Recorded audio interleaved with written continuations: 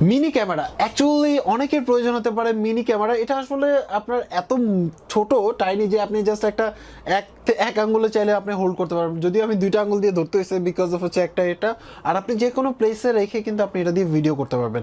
তো অ্যাকচুয়ালি এটা সম্বন্ধে আজকে আনবক্সিং দিব এবং এটার প্রাইস কত, কোথা থেকে কিনতে পারবেন এবং এর মধ্যে কী কী ফ্যাসিলিটিস আছে, কীভাবে এটা চালাবেন। So hello viewers, this is Mahfuz from Technofire. So চলুন শুরু করি। এই হচ্ছে স্পোর্টস এইচডি ডিভি, যেটার মডেল নাম্বার হচ্ছে SQ11 মিনি ডিভি, যেটা সাপোর্ট করে ফুল এইচডি। আপনার এখানে কিছু ইনফরমেশন মেনশন করা আছে, যেটা কি কি সাপোর্ট করে আপনারা দেখে নিতে পারছেন। এখানে 32 জিবি পর্যন্ত আপনার হচ্ছে কার্ড সাপোর্ট করে, সর্বোচ্চ টিভি আউটপুট করতে পারবেন। এবং এখানের মধ্যে ভিডিও ফরম্যাট হচ্ছিল আপনার AVI ভিডিও ফরম্যাট পাবেন, এবং যদি ভিডিও রেকর্ড করেন MPG হবে, এবং এটার দুইটা আপনার হচ্ছে ফরম্যাটে ভিডিও হবে। একটা হচ্ছিল 720p, একটা হচ্ছিল 180p, মানে একটা হচ্ছে এইচডি এবং একটা হচ্ছে ফুল এইচডি। এবং ভিডিও রেকর্ড করার ক্ষমতা হচ্ছিল 30 fps। আর এখানের মধ্যে কিছু ইনফরমেশন মেনশন করা আছে, যেটা হচ্ছে এটা ভিডিও করতে পারবে, পিসি ক্যামেরা হিসেবে ইউজ করতে পারবেন, টেক পিকচার এবং আদার্স ইনফরমেশন। সো আমরা আসলে দেখি বক্সের মধ্যে কি কি পাওয়া যাচ্ছে। তো বক্সটা আমরা খুলি। বক্সে খোলার সাথে সাথে আমরা ফার্স্টে পাচ্ছি হচ্ছে ক্যামেরা। এটা আমরা একটু পরে দেখি ক্যামেরাটা যেহেতু। এছাড়াও পাবেন হচ্ছে এটার ক্যাবেল। আপনি যে ক্যাবেলের মাধ্যমে আপনার হচ্ছে ডাটা ট্রান্সফার করতে পারবেন, বা আপনার পিসির সাথে যদি এটা ওয়েবক্যাম হিসেবে ইউজ করেন সেটা করতে পারবেন, এবং টিভির সাথে কিন্তু আপনি এটা চাইলে কানেক্ট করতে পারবেন। এছাড়াও পাবেন হচ্ছে এক্সট্রা মাউন্ট। সো এই হচ্ছে মেন ক্যামেরা। এখানে দেখতে পাচ্ছেন যে 180p লেখা আছে, 12 মেগাপিক্সেলের ক্যামেরা। সো দেখতে পাচ্ছেন যে এখানে সাইড ফিনিশ, এটা আসলে খুব গুড লুকিং স্টিকার। এখানে হচ্ছে আপনার আপনার যে এসডি কার্ড আছে সেটা এখানে লাগাতে পারবেন, এবং পাশে জাস্ট আপনার যদি চাবি থাকে সেই চাবি রিং এখানে ইউজ করতে পারবেন।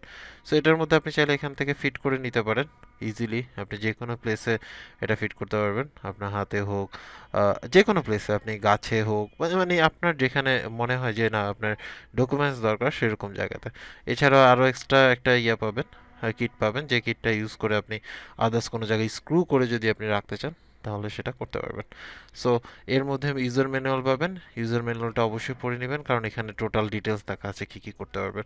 ছোট ক্যামেরা, বাট অনেক কিছু করা যায়। তো আমি একটা 32 জিবি এসডি কার্ড লাগাচ্ছি, আসলে মাইক্রো এসডি কার্ড।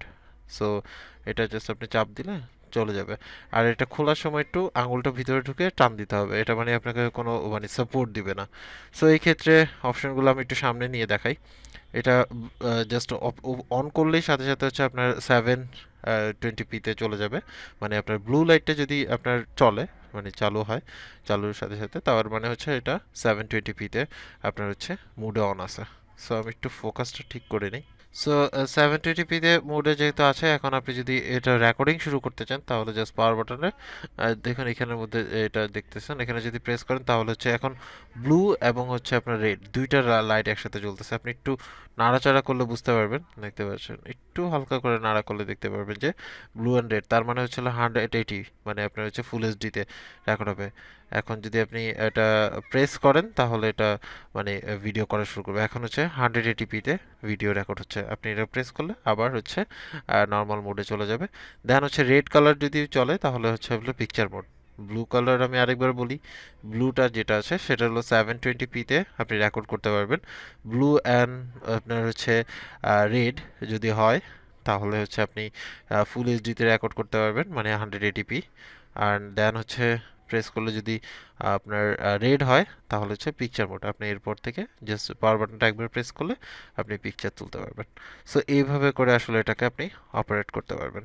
দেন আপনি আপনার মেমরি কার্ডটা খুলে যদি আপনি কেবলটা ইউজ করেন তাহলে সরাসরি আপনি পিসিতে কানেক্ট করতে পারবেন, এবং আপনার এটা ল্যাপটপ হোক না ডেস্কটপ হোক সেখানে এটা আপনার জাস্ট কি বলে এটাকে ওয়েবক্যাম হিসেবে ইউজ করতে পারবেন কোনো প্রকার প্রবলেম ছাড়া। এভাবে জাস্ট কানেক্ট করবেন, দেন হচ্ছে একটা পোর্ট আপনার ইউএসবিতে কানেক্ট করে দিলেই আপনি কিন্তু এটা ওয়েবক্যাম হিসেবে ইউজ করতে পারবেন।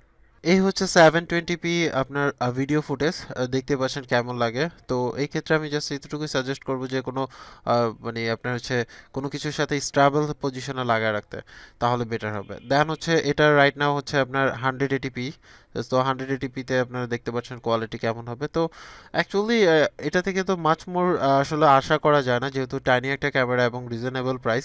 সো দেখতেই পাচ্ছেন যে আমি জাস্ট আমার সেটআপের মধ্যে একটু মানে হাতটা নাড়ালেই কিন্তু প্রবলেম হচ্ছে। তো এই হচ্ছে আপনার হচ্ছে পিকচার কোয়ালিটি, মোটামুটি ইউজেবল আর কি, আপনি যদি চান তাহলে ইউজ করতে পারবেন। সো এই ছিল আনবক্সিং। বুঝতেই পারছেন যে আসলে এই ক্যামেরা দিয়ে কি কি করতে পারবেন। তো অ্যাকচুয়ালি আমি জাস্ট একটু ওভারভিউ দিই।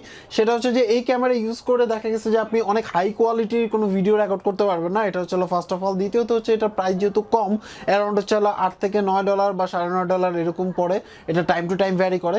তো সেই ক্ষেত্রে আপনি জাস্ট এটা দিয়ে মোটামুটি আপনি হচ্ছে যদি কোনো মানে প্রুফ বা কোনো কিছুর প্রয়োজন হয়, তাহলে সেই ক্ষেত্রে আপনি এটা চাইলে ইউজ করতে পারেন কোনো কিছু ডিটেকশনের জন্য, বা দেখা গেছে গাছের উপরে আপনি ক্লিপ দিয়ে লাগাই দিয়ে ইউজ করতে পারেন। মানে যদি আপনার প্রয়োজন হয় তাহলে এটা নিতে পারেন। এবং মজার কথা হচ্ছে যে এটা কিন্তু আপনার ওয়েবক্যাম হিসেবে ইউজ করতে পারবেন, আপনার পিসিতে কানেক্ট করে সরাসরি ওয়েবক্যাম হিসেবে ইউজ করতে পারবেন। কিন্তু আমার কাছে যেটা প্রবলেমেটিক মনে হয়েছে সেটা হচ্ছে যে এটার মধ্যে কিন্তু আপনার হচ্ছে এসডি কার্ড একটু বড় লাগাতে হবে, কারণ কিছুক্ষণ রেকর্ড করার পরে 1080p রেকর্ড করার পরে দেখা যাচ্ছে যে আপনার মেমোরি কার্ড ফুল হয়ে যাবে।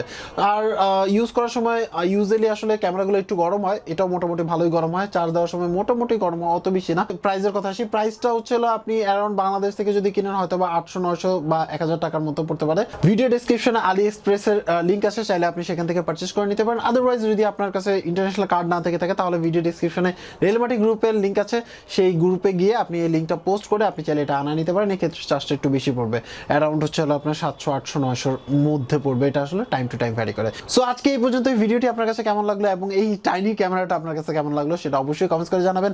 সবাই ভালো থাকবেন, আল্লাহ হাফেজ।